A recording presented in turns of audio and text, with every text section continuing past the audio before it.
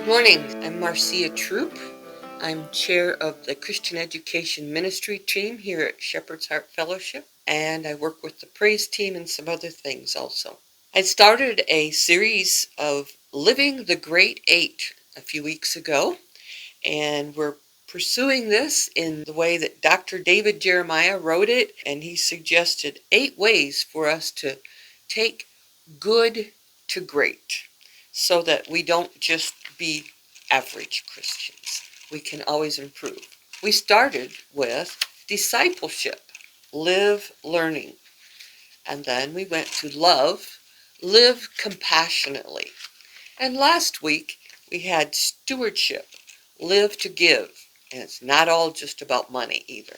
This week is service, live to serve. Again, all by David Jeremiah. If you think the 60s in America was a countercultural decade, the first century was even more so, thanks to Jesus. Most of what he did and said went against the religious and political grain of his day. One of Jesus' teaching, important enough to be recorded by Matthew, Mark, and Luke, was no doubt indirectly aimed at the leaders of the day. These leaders ruled according to the common idea that might makes right. The Pharisees kept the Jewish masses in line with their rules and traditions, and the Roman governors employed sword and shield and crucifixion against any who dared disturb the peace. So what did Jesus say that rankled the rulers of his day about their brand of leadership? Well, first it's important to understand that his words had authority because of how he lived. Paul tells us that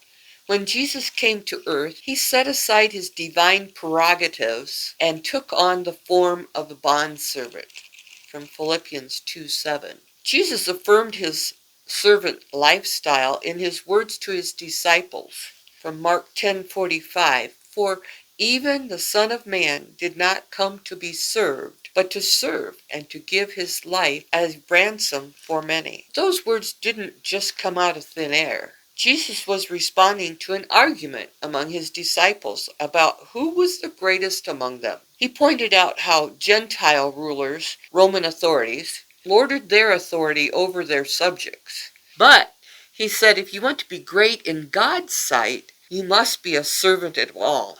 And you can read Luke 22:24-27 for that. It's hard for us to imagine how radical a notion this was in the first century Roman Empire. And it was one of the ideas that got Jesus killed. The power structures of his day didn't like him undermining their status and authority. A similar countercultural event happened in America in 1970, the year a corporate executive named Robert Greenleaf published an essay called The Servant as Leader. His essay jump-started what is now called the modern servant leadership model of corporate governance and leadership. In 1977, he consolidated his research into a large volume titled Servant Leadership, A Journey into the Nature of Legitimate Power and Greatness. The book has become a classic, as others have adopted and expanded his servant leader model. Here's what Greenleaf said should happen to people who are led by servant leaders. Do these serve grow as persons? Do they, while being served, become healthier, wiser, freer, more autonomous, more likely themselves to become servants? Let me suggest a shorter version of what should happen to those who are led by Christian leaders, Christian servant leaders. Do they become more like Jesus, our example? Are they helped and encouraged? After all, isn't that the goal of our Christian life? To be like Christ and to help others do the same? Check out Romans 8:29. When we think of service, the first thing that comes to mind is serving at our local church. And that is a good thing. But service is a lifestyle, not just a task on Sunday. Jesus lived the life of service. Everywhere he went, whomever he came in contact with, he served. He came not to be served, but to serve. Can we say the same about our lives? We have so many opportunities to serve. In our home, in our workplace, in our church, in our neighborhood, where we shop. In short, wherever we go, there are opportunities to humble ourselves and to take on the form of a servant like Jesus did.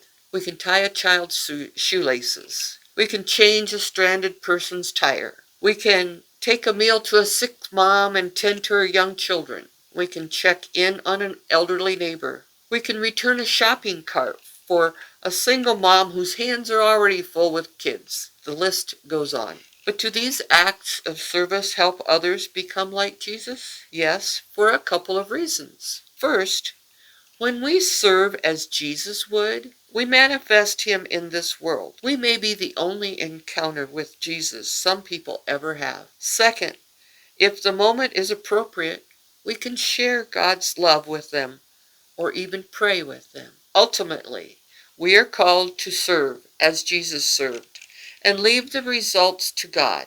Think about how you can move from good to great by being a servant of all. And remember, we can rate this where we land on the scale that we've been using in the rating sheet, and hopefully you can record it and find ways to move, like he says, from good to great. We'll see you next week.